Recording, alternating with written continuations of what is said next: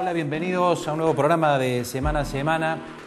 Sin duda alguna que el tema, por lo menos económico, más importante para los argentinos de estos últimos años tiene que ver con la inflación, ¿no? Con el crecimiento en el nivel general de los precios. Pero en realidad los precios no crecen todos igual, los precios y los salarios. En promedio se da a manifestar o se da a conocer un índice que surge justamente como un promedio de todos esos aumentos. Pero hay precios de algunos productos que suben más y otros que suben menos. Y hay productos que de alguna manera tienen mayor influencia en el costo de otros productos y otros que lo tienen menos. Indudablemente que el combustible es uno de los precios más significativos dentro de la economía, no solamente porque políticamente es un precio que impacta, como por ejemplo impacta el precio de los alimentos, porque quien más, quien menos, ya sea para consumo, para producción, utiliza la energía, utiliza combustible, sino que también forma parte de la matriz de precios de otros productos, porque es insumo de muchas industrias y de muchos comercios. Y el precio de los combustibles estos últimos meses ha subido significativamente, no solamente estos últimos meses del año 2014, sino también si lo medimos anualmente. Los datos en promedio hablan de un crecimiento anual de prácticamente el 50%, un poco más, un poco menos, de acuerdo al tipo de producto o al tipo o a la empresa, digamos, que haya fijado el precio. Eso ha hecho que se convierta en un tema relevante y por eso lo vamos a hablar esta noche en la mesa con dos representantes de dos empresas proveedoras de combustibles, estaciones de servicio de Villa María y la región. Vamos a estar con ellos en la mesa después del auspicio.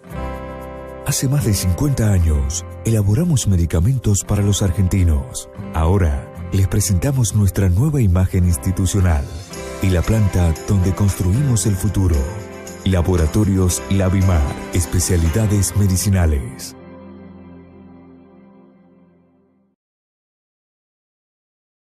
Muy bien, me acompañan en la mesa Daniel Caón, de Valentín Caón, YPF. ¿Qué tal, Daniel? ¿Cómo estás? Y Gabriel Recio, de GNC Villa María, Oil y Petrobras. ¿Qué tal? Daniel, ¿es así estos datos que uno los toma de los medios, ¿no? Ustedes están detrás del mostrador, de que crecieron los precios en promedio un 50% en 12 meses más o menos los combustibles? Sí, varía, como bien vos decías, de petrolera o del tipo de producto del que estemos hablando, pero podemos tomar una media de ese tipo. Y si tomáramos desde el 1 de enero a la fecha, rondan el 30%, es decir, podemos vislumbrar un aceleramiento en este último cuatrimestre del incremento de precios. Esto, como decía recién, no siempre crecen igual. Hubo años, estos últimos años, que estuvo un poco más frenado el precio, se ha acelerado estos años. ¿Ustedes lo ven como un cambio de política del gobierno de permitir estos aumentos de estos últimos meses? Y yo... ¿Tiene que ver con lo de la privatización, la nacionalización de YPF? Y sin duda es un factor que influye. Mientras el gobierno no era parte interesada en el sector, fue bastante duro tratando de impedir estos incrementos. Se ha observado desde que ingresó a YPF que está siendo bastante más permisivo o convalidando incrementos de precios. Así que... ¿Cómo lo ven ustedes, Gabriel? ¿Los promedios le dan similares a lo que está manifestando Daniel Caón? Sí, los promedios no escapan de la realidad lo que se está hablando, ¿no es cierto? Es decir, las petroleras toman siempre como parámetro o ponen como guía YPF. Es decir, aumenta YPF y hay un corrimiento esperado a las 48 horas como máximo de todas las otras marcas. Pero estamos en el mismo sector, es decir, si aumentan para uno, aumentan para todos. En alguna oportunidad se quiso achicar la brecha entre marcas, cosa que no se logró. Y bueno, y acá siempre se espera, como te dije, si aumentamos todos, es decir, cuando digo aumentamos no es el expendedor, sino hablamos de las petroleras, ¿no es cierto? Y como dijo Daniel, es como que está más suelto el tema de los incrementos de precios, que antes está mucho más acotado. Si bien en este último trimestre hubo un freno, o se volvió atrás un aumento importante que había hecho en su oportunidad, no sé si recordar la Shell, que se dio en escalonado y bueno, y tuvo frenado. ¿Qué va a pasar de acá en adelante? Es la gran expectativa, el gran interrogante que tenemos nosotros también, ¿no es cierto? Ahora, nosotros, el consumidor lo recibe el aumento de precios como tener que pagar más, digamos. ¿Qué significa para el comerciante, digamos, que comercializa el producto? ¿Qué significa un aumento de precio para ustedes? ¿Menor consumo, mayor rentabilidad, problemas o soluciones? ¿Cómo lo ven ustedes al aumento? Nosotros lo vemos como un gran problema. ¿Por qué? Porque el gran problema es que en nuestro rubro, o sea, nuestra actividad es una actividad de stock bajo. Entonces todo corrimiento de precio que hay siempre te agarra con producto en tránsito, que no lo podés trasladar, es decir, mucha gente cree que nosotros hacemos esto y nos guardamos nosotros el combustible como para, aunque sea paliar esa situación. Nos agarra con un producto o bien en tránsito, como usted decía, o con mucha, si se quiere, un problema financiero también, porque hay plata en la calle que después no recuperas ese producto. Es decir, es toda una problemática que se te hace difícil acompañar o ver qué medidas tomar para hacer una previsión del caso, ¿no es cierto? Entonces, vos me decís si es mayor rentabilidad, no, yo te diría que la rentabilidad cada vez es más chica. ¿Por qué? Porque si bien el combustible aumenta, tenés muchos factores que también te aumentan el paro más. Entonces, todo esto es la famosa carrera que se va dando y que obviamente no la alcanza nunca, ¿no es cierto? Daniel, ¿qué opinión tenés de esta visión? Bastante en línea con lo que dice Gabriel. Hay una problemática de que hay un desfasaje entre el momento en que las petroleras aumentan y la posibilidad, en nuestro caso, de trasladarlo al consumidor. Hay un tema con tarjetas de crédito que también es muy complicado porque en promedio se está financiando 30 días con lo que es tarjeta de crédito sin ninguna posibilidad de trasladar el aumento a quien ha pagado en su momento con tarjeta de crédito. Así que lejos de favorecer a la rentabilidad del sector, creo que ayuda a mantener la ecuación, ¿no?, de un sector que ya hace muchos años que viene algo complicado en cuanto a sus márgenes de rentabilidad, comparado con los riesgos que asume o la inversión que hace falta para estar en él. Recién decía Gabriel que se intentó achicar la brecha que estos últimos años tenían los precios de YPF con respecto a las otras marcas. ¿Cómo lo ves vos? ¿Esto ha sucedido? ¿No? ¿YPF va a acercarse más al precio de las otras marcas o va a existir siempre esa diferencia como política? Yo creo que hay una marcada tendencia de la compañía a liderar en precios, ¿sí? Y eso lo ha sostenido, y en los casos en que se ha achicado la brecha, en el próximo aumento ha tratado de sostener o volver al gap anterior que había. Hoy con Shell siempre es la brecha más grande, estamos alrededor del 8% por debajo, y después con Axion o Petrobras y Oil estamos, dependiendo del producto, pero alrededor del 5% el diferencial que hay, y viene sosteniéndose dentro de esos márgenes. No creo que cambie la política de YPF de ceder ese liderazgo en precio, no solo por la intención de YPF, creo que el resto de las compañías prefieren una participación menor de mercado y una rentabilidad superior o posicionarse en niveles de precios superiores a los de YPF. Gabriel, ¿cómo ven la posición de las compañías en este caso? Porque me imagino que ustedes están en contacto con sus proveedores y también tienen una visión del negocio. Se habla de que no se les retribuye el precio en función de los valores del dólar. Se habla también de que hay inversiones mínimas, esperando cambio de política. ¿Cómo lo están viendo? Las petroleras son muy cautas en hacer todo, es decir, en darte mucha información. Ellos siempre, como te decía recién, y como decía Daniel, la tendencia de esa brecha entre YPF y demás, es como que no quieren perder tampoco. Si YPF aumenta, ellos siguen aumentando y siguen manteniendo ellos la brecha. O sea, no es una cuestión de que quieren ganar mercado. Es como que vender más les significa a ellos ganar menos. ¿Entendés? Entonces, ellas juegan con otra política. Si vos querés mayor cantidad de combustible, te cobran hasta una tasa diferencial. Es decir, te castigan el consumo, para decirlo así medio como para que lo entendamos.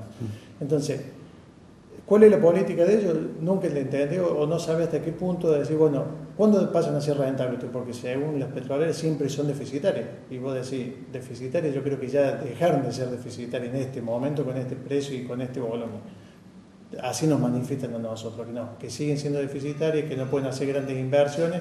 Y es lo que estamos sufriendo todo o viendo qué pasará en el futuro, si va a haber combustible, no va a haber combustible. Es la gran interrogante que te pone a buen manifiesto de que estamos en un sector muy vidrioso. ¿Sí? Muy sensible. Muy sensible, exactamente. Entonces, ahí es donde está la problemática, la incertidumbre de todos los estacioneros, ¿no? ¿Qué pasó con el consumo? ¿Le ha impactado al consumidor? Y en el caso de ustedes que tienen GNC también, se habla de que se está transfiriendo mucha gente a GNC. ¿Qué le dan sus estadísticas? El consumo, en el caso nuestro particularmente, es bastante estable. El GNC, si bien se ve incrementado, no es con los volúmenes que uno cree que se incrementan. ¿Por qué? Porque pasa a jugar otro factor también. El otro factor que es la colocación de un equipo de GNC. El equipo de GNC hoy tiene un costo importante para el usuario. La mayoría del que consume GNC es, en el caso de remisero, es decir, de transporte o de gente que usa mucho el vehículo y no tiene la posibilidad de financiar un equipo que debe estar alrededor de unos 15.000 pesos. Entonces, ahí es donde se hace el gran freno.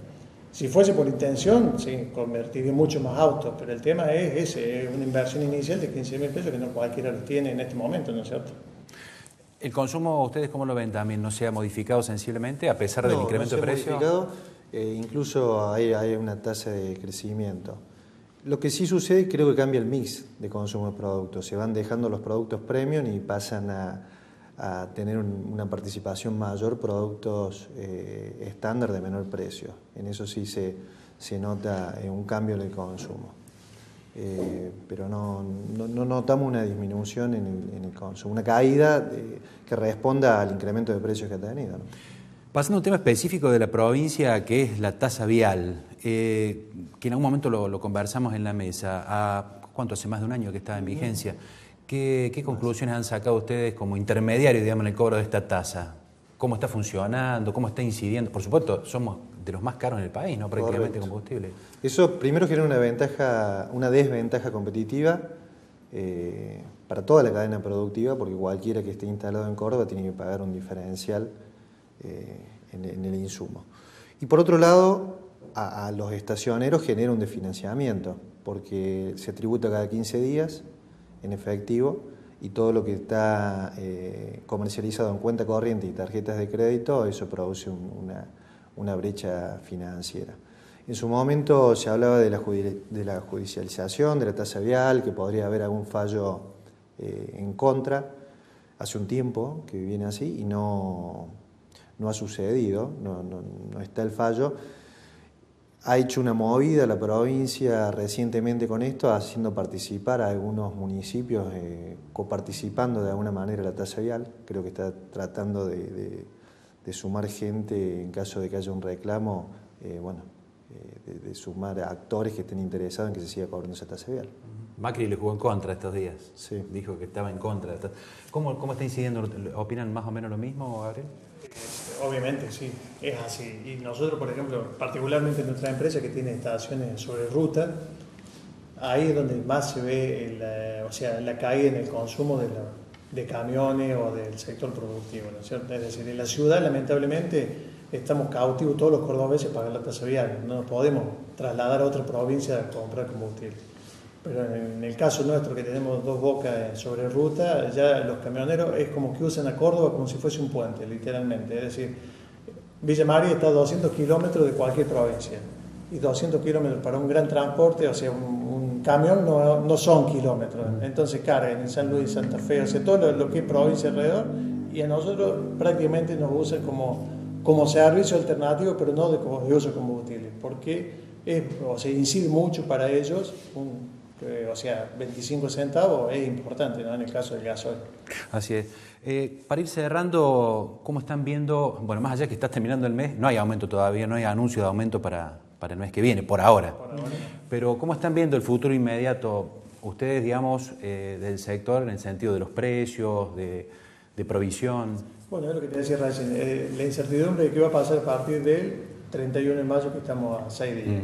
Porque el acuerdo de escalonado y de poner, si se quiere, permitir esos aumentos ya pactados que hubo en febrero, marzo y abril, el acuerdo terminaba el 31 de mayo. ¿Qué va a pasar de ahí en adelante? Y no se sabe. ¿Por qué? Porque eso también muchas veces el mercado está regulado por la mano del gobierno, ¿no? Que permite o no permite algún incremento. Así que bueno, estamos en el día a día también como el resto de las cosas. Hay alguna información de que el gobierno habría convalidado para lo que resta del año que el precio de combustible, sobre todo por YPF, ¿no? La necesidad de inversiones que tiene y toda esta cuestión de las inversiones necesarias para explotar Vaca Muerta, convalidado aumentos por encima de lo que sucediera con el dólar de acá a fin de años.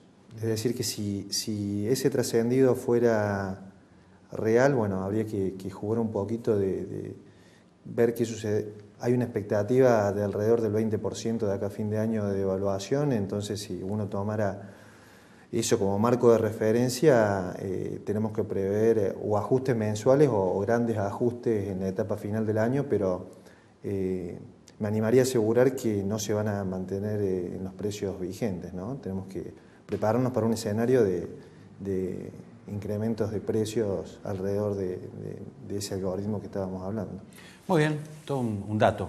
Cerramos. Gracias, Daniel. Gracias, Gabriel. No, gracias. Vamos al corte. Cuando regresemos estamos con nuestro próximo invitado.